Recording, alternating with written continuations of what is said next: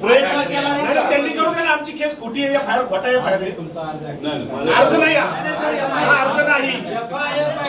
आम्हाला एफआयआर तरी द्या, नाही तर मी खोटा एफआयआर करतो म्हणून माझ्यावर कारवाई करू.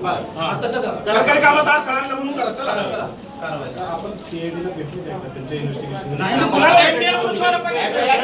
साहेब 1 महिना झाला एक स्टेटमेंट पोलीस साहेब 1 महिना झाला एक स्टेटमेंट तरी आले सीआयडीचं. बरं आम्हाला सांगा, सीआयडी बरोबर तुम्हाला माहित नसेल कोणाला बोलवलं सीआयडी नाही. त्याचा रोहित सिंग अमेरिकेत जाऊन आला, तो दिल्लीत येऊन बसला, सीआयडी त्याला अजून नाही बोलवलं. विके सिंग जो मालक आहे त्याला अजूनपर्यंत बोलवलं नाही. त्याच्याजवळ मेंटेनन्स करणारा महाराष्ट्रात बसणारा जो त्यांचा माणूस आहे त्यालाही अजून बोलवलं नाही. सीसीटीव्ही बद्दल फक्त इथले गोळा केले त्यांनी आम्हाला कळालं.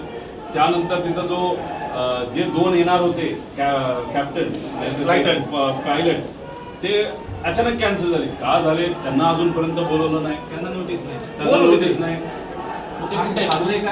आणि डीजीसीच्या कोणत्या अधिकाऱ्यांनी मंजुरी दिली याला? आणि हे आमच्या लेवलला आम्हाला कळलेलं माहिती आहे.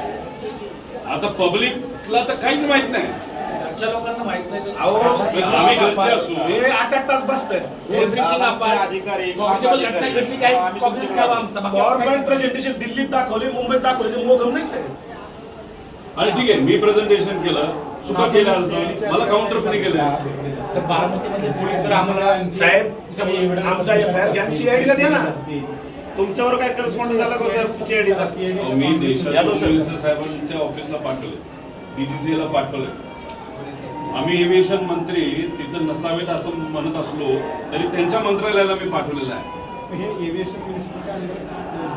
अहो त्याला VSR कंपनी जी आहे त्याचे आणि त्या डीजीसी जी पार्टी आहे त्याचे जे प्रमुख आहे त्यांचं कमर्शियल रिलेशनशिप आहे.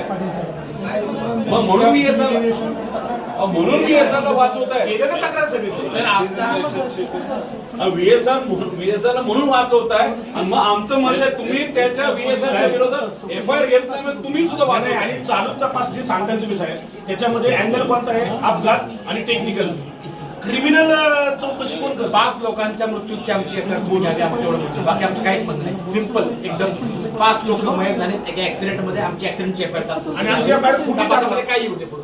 नाहीतर सीआयडीला वर्ग करा. सीआयडीचा एफआयआर वर्ग करायचं.